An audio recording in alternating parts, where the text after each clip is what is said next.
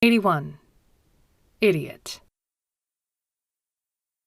Good evening to you, my dear. On second thought, when you start reading this letter, it will probably be morning, not evening. No big deal. You know that I am thinking of you day and night anyway. I miss you so much. I keep calling you all day long. You have such a dumb phone. I'm totally baffled. It keeps saying, you have reached 213. What a dorky, heartless machine. Do you even know who you are talking to? Wake me up in the middle of the night, and I'll give you that number without batting an eyelid. How could I ever forget it? Those digits are totally embedded in my memory. Even when I see those numbers in completely unrelated situation, I treat them like my closest relatives. Like the other day at a grocery store. The cashier rang the register, and those numbers just popped up on the screen. I kept staring at them, and the nerve, were staring back at me, sneering, "What? Look familiar, don't we? You have no idea how many female fingers dial us in one day, and you are not allowed to. He does not care about you, so why would we be nice to you?" I got so mad, as you can imagine, so I grabbed some useless item from the rack to add to my purchase, just to get rid of those obnoxious numbers. My darling, I keep thinking about how we first met. On that day, I was walking by a photo shop and had a sudden urge to check out the happy faces of the people whose portraits were hanging on the walls. An ancient, gray-haired shopkeeper was busy behind the counter, sorting out the prints and stuffing them into white envelopes. When I saw the pictures of you, I felt like someone pinched the inside of my chest right at the spot where my heart was pounding. "Ouch! Who just pinched me?" I cried. The old man finally took notice of me, staring at me through his thick glasses in perplexity. "I certainly didn't. It's been a while since I've taken any interest in things of this sort. However, there's no one else here but you and me," he muttered, eyeing me with curiosity. "Weird, but I could have sworn someone pinched me from the inside," I said. "When did it happen?" the old man inquired. "Just when you laid out these pictures," I said, as I pointed at your pictures on the table. "This guy's photographs?" he asked. "No wonder. If I were your age and sex, I would probably have a similar sensation." "What's my sex got to do with it?" I wondered. He gave me such a bizarre look, like I was deranged or something, that I felt embarrassed. But I was dying to take another peek at your pictures. "What's your business here, young lady?" the old man asked sternly. "You have so many nice pictures on the walls. I just wanted to check them out. I am an artist," I explained proudly. "And that's all?" he asked. "And him," I said lasciviously, pointing at your photographs. "What a hunk." "Ah, the one who pinched your heart?" he giggled. "Yeah, could you give me one of these pictures?" I pleaded. "Give you a picture?" he asked with astonishment. "Of course not, but you may be lucky. He is coming down to pick up his photographs right now, and maybe he'll give you one." At that time, the door opened and you stepped in. I felt another pinch in my chest. Ouch, you were so gorgeous.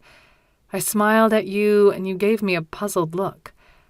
"This young lady has been badgering me to give her one of your photographs," the old man announced cheerfully. "My photograph?" you wondered. "But why?"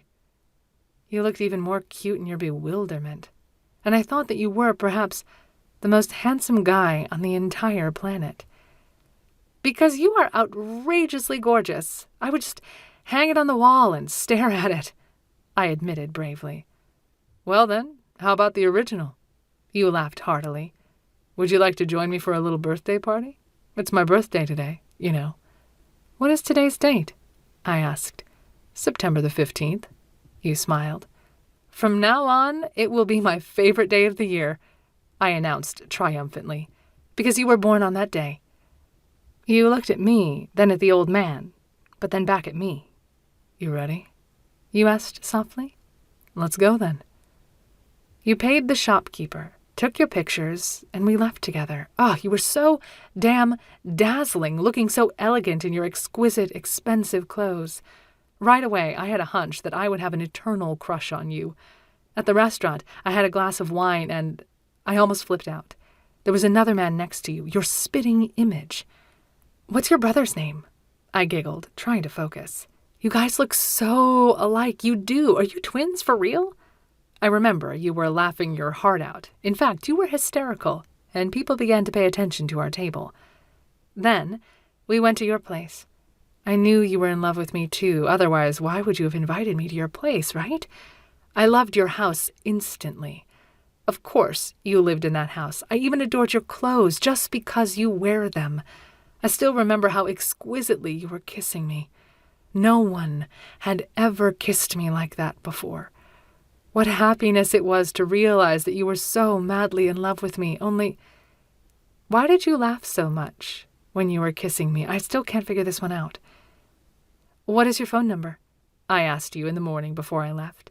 How can I get in touch with you if I don't have your number? I will miss you so much. I think we should be together forever. You laughed again and wrote your number on a piece of paper. Ah, it's nice that you were so kind. I wrote down my number for you because I was so madly in love with you. I just totally couldn't get why you forgot to give me your photograph. I had asked you so many times, and yet you still forgot.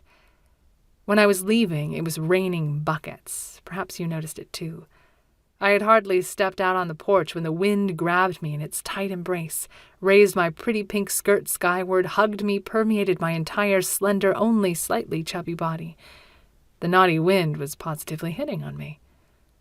I thank you, mighty wind. I bow before thee, before your power, your kindness, but I am not lonely any more. I have found him, and I am madly in love with him, no less than he loved me this night, I cried out happily. The wind released me from its grip, having stroked my face gently in parting, and although I was totally blissful, I cried.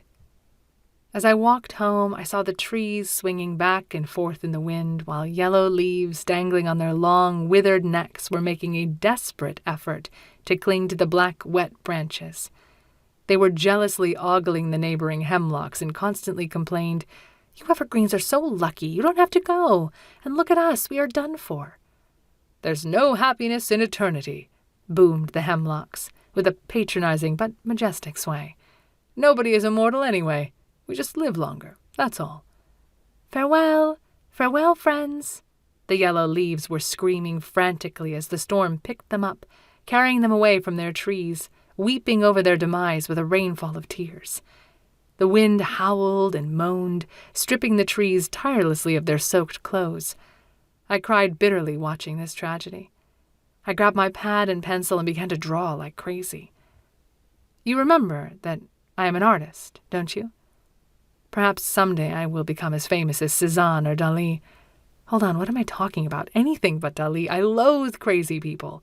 Anyway, to get to the point, after the night when you loved me so much, I painted those yellow leaves so unwilling to die, those that the wind had no mercy on, but ripped them off the trees and carried them away.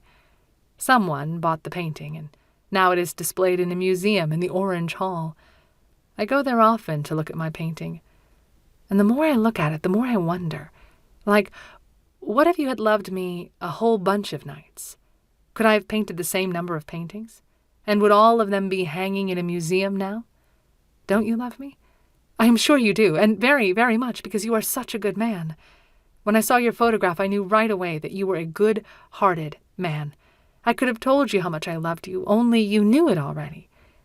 I have been burning with a wild desire to love, and I am basking in my feelings now.